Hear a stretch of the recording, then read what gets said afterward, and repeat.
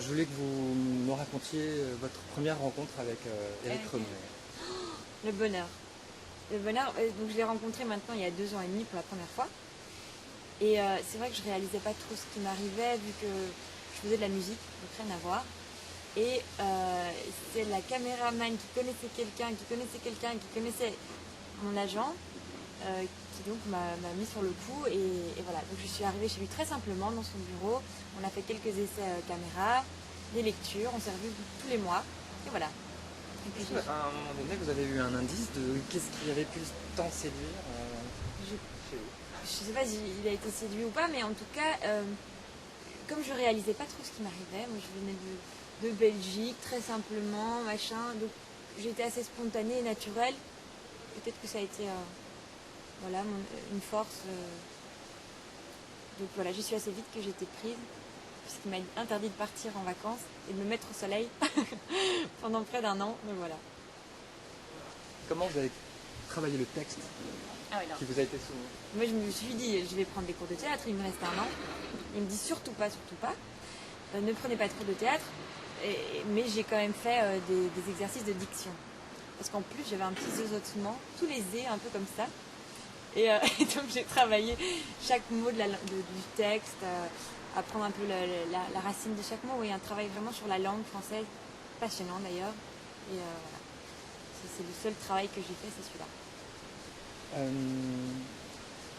Comment a-t-il travaillé avec vous pendant le tournage? Est-ce que c'est quelqu'un qui a priori ne donne pas beaucoup d'indications, qui reste quand même assez distant, mais je crois qu'il accorde beaucoup d'importance non seulement au texte, et je crois à la mise en place peut-être des comédiens, leurs mouvements. Comment ça se passe? Pas tant que ça. Enfin, il nous dirige très peu, on répète un petit peu quand même, mais une fois que ça tourne, c'est une prise ou deux, et puis on passe à la suivante. Et donc c'est un peu angoissant, c'est sûr. C'est un peu de pression aussi. Et donc j'ai fonctionné par instinct. J'ai la chance, enfin il m'a fait confiance. Donc je me suis fait confiance et voilà. J'ai foncé un peu par instinct parce que oui, il indique très peu. Il donne très peu d'indications. En dehors des moments de tournage, est-ce que vous aviez l'occasion de discuter un peu avec lui? Oui, on s'entend très bien. On se revoit encore, bien sûr, après le tournage. C'est quelqu'un de tellement gentil. Voilà, il avait très envie de faire ce film aussi, ça on le sentait tous, donc on avait envie de faire du beau boulot. Ouais, il semblerait qu'il soit très content, donc c'est le principal, quoi. Comment s'est passée l'ambiance avec les autres comédiens? Enfin, vous étiez quand même une sacrée bande Ouais, on était toute une bande de potes et nous c'était cool. J'étais la moins expérimentée puisque j'étais complètement débutante et les autres ils avaient tous un peu plus professionnels déjà.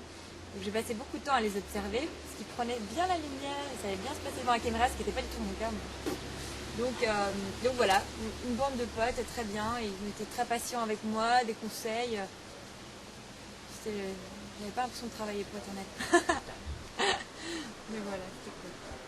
Est-ce que vous avez eu l'occasion de discuter avec lui un peu de cinéma, ou est-ce que d'abord vous-même vous êtes un peu avec Éric Romer, et est-ce que vous-même vous êtes intéressé de découvrir J'adore la scène, les milieux, l'art en général. J'ai fait de la peinture, la photo, donc j'ai toujours été attirée par ces métiers-là, mais je me suis intéressée bien sûr à son œuvre et on en a discuté de ses films, pourquoi, ses choix, voilà, on a regardé des films à lui ensemble, c'était très intéressant. On a regardé Le Rayon Vert entre autres, une partie, on a parlé de L'Anglaise et le Duc aussi. Voilà, il m'expliquait, on s'entend très très bien, donc il m'explique vraiment ce qu'il a sur le cœur et je comprends, et voilà, une belle complicité. Qu'est-ce qui vous est apparu, ou qu'est-ce qu'il a pu peut-être vous dire, ou vous avez pu comprendre éventuellement de cette motivation à aller transposer un texte qui date du XVIIe siècle, qui se passe au Ve siècle, qui est complètement finalement qui sont complètement décalés, et en même temps qui traite de thèmes profondément universels et excessivement émouvants et très touchants.